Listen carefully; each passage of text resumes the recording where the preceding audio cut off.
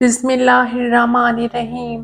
ہمارے معاشرے میں جہاں دیگر شعبہ ہائے زندگی کا توازن بگڑ چکا ہے، وہاں گھروں سے متعلق بھی بہت سی فرسودہ و پیچیدہ رسومات ہیں، جن کی وجہ سے ہم مسلمانوں کو بہت سی شرعی مخالفتوں سے واسطہ پڑتا رہتا ہے، جس کے نتیجے میں بدگمانی، بے یقینی، جھوٹ، فریب، بد تہذیبی پروان چڑھ رہی ہے۔ اگر کوئی ملاقات کے لیے آتا ہے تو آنے سے پہلے اپنی آمد سے آگاہ نہیں کرتا، اور اگر دروازے پر پہنچ جائے تو ثقافت کچھ ایسی ہو چلی ہے کہ دھڑلے سے گھر میں داخل ہو جاتے ہیں، نہ کلام نہ سلام۔ کچھ معلوم نہیں گھر میں خواتین کس حالت حیت میں موجود ہیں۔ اسلامی دین فطرت ہے، اس لیے وہ انسان کی نجی زندگی کو مکمل تحفظ دیتا ہے۔ اجازت طلب کرنا ایک ایسا بلند ادب ہے جو گھروں کی رازداری کی حفاظت کرتا ہے، اور ایسے معاملات کی بھی جو کہ عظمت و عفت کے لیے ہیں، جنہیں اہل خانہ پردہ رکھنا چاہتا ہے، انہی اشیاء و معلومات کی حرمت کو برقرار رکھتا ہے۔ ان میں انسانی جسم سر فہرست ہے۔ اس کے علاوہ بہت سی اشیاء ایسی بھی ہیں جنہیں انسان چھپانا چاہتا ہے، جن میں کھانا پینا، کپڑے وغیرہ اور گھریلو اشیاء بھی شامل ہیں، جن پر اچانک نظر پڑے تو ناگواری محسوس ہوتی ہے، اور یہ تمام باتیں انسانی ذہن اور نفسیات سے تعلق رکھتی ہیں، جن کا اثر انسانی معاشرے اور خاندانی زندگی پر پڑ سکتا ہے، اور یہی بد تہذیبی گھر کے دوسرے افراد کی زندگی میں تفریق و بربادی کا باعث بن جاتی ہے، جو کہ بچوں کی تربیت پر اثر انداز ہو جاتے ہیں۔ سورہ النور میں متعدد بار اور احادیث مبارکہ سننے پر معلوم ہوتا ہے کہ کسی کے گھر میں داخل ہونے سے پہلے اجازت طلب کرنا بہت ضروری ہے۔ چنانچہ سورہ النور آیت نمبر 27 تا 29 میں اللہ تعالیٰ کا ارشاد کریم ہے۔ ترجمہ: اے ایمان والوں، اپنے گھروں کے سوا دوسروں کے گھروں میں داخل نہ ہوا کرو جب تک ان کی رضا حاصل نہ کرو، اور گھر والوں پر سلام نہ کر لو۔ یہ بات تمہارے حق میں بہتر ہے۔ پھر اگر ان میں سے کسی کو نہ پاؤ تو جب تک تمہیں اجازت نہ دی جائے اس میں داخل نہ ہونا، اور اگر تمہیں کہا جائے کہ لوٹ جاؤ تو لوٹ آؤ۔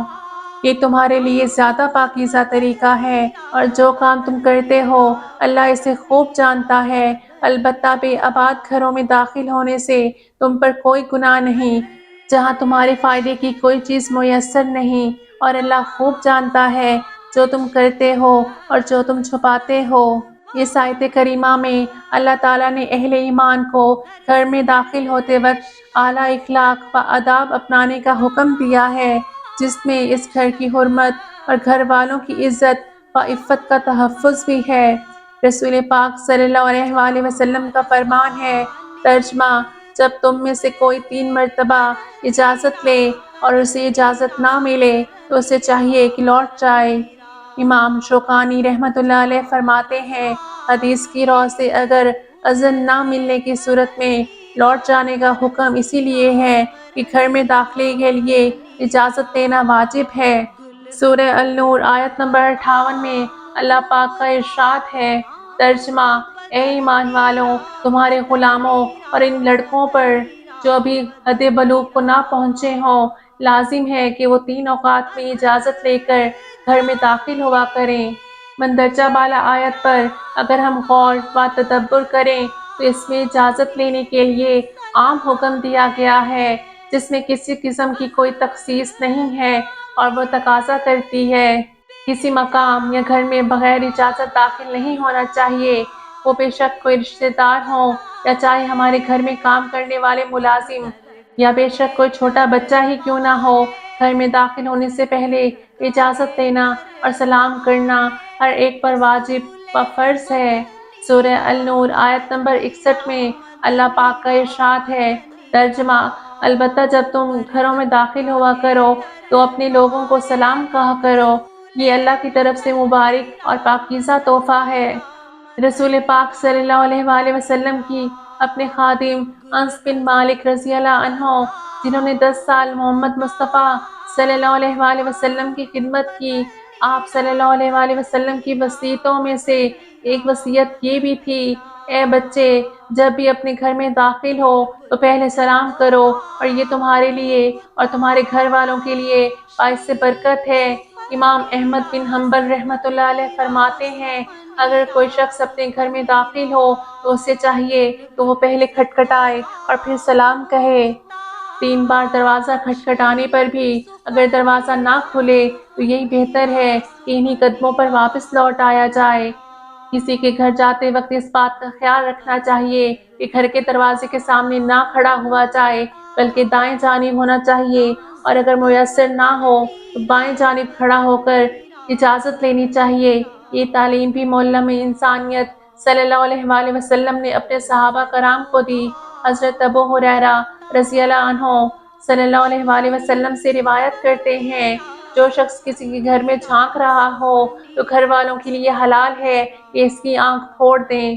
سیدنا سہل بن سعد رضی اللہ عنہ روایت کرتے ہیں، ایک شخص آپ صلی اللہ علیہ وآلہ وسلم کے حجرے میں جھانک رہا تھا، اور آپ صلی اللہ علیہ وآلہ وسلم کے ہاتھ میں کنگھا تھا جس سے آپ صلی اللہ علیہ وآلہ وسلم کنگھی فرما رہے تھے۔ اس شخص کو آپ صلی اللہ علیہ وآلہ وسلم نے فرمایا، اگر میں یہ جان لیتا کہ تم اس طرح جھانک رہے ہو تو میں یہ کنگھا تمہاری آنکھ میں مار دیتا۔ اجازت طلب کرنے کا سبب یہی نظر ہے۔ اسلام میں اجازت کے آداب بہت واضح اور جامع ہیں، صرف گھر میں داخل ہونے کے لیے نہیں بلکہ یہ تمام آداب مجالس اور دیگر مقامات کے لیے بھی موزوں و مفید ہیں۔ اس لیے کسی کے گھر میں داخل ہونے سے پہلے اجازت لینا ایک عمدہ اخلاق اور اعلیٰ ظرف میں شامل ہے، جس کا اہتمام قرآن و سنت سے بھی ثابت شدہ ہے۔ اجازت لینا مرد و خواتین کے لیے یکساں ہے، اس میں عزیز و اقارب بھی شامل ہیں۔ اللہ پاک ہمیں دین اسلام پر چلنے کی توفیق عطا فرمائے۔ اللہ پاک ہم تمام مسلمانوں کے لیے اپنی رحمتوں کے در کھول دے، آمین۔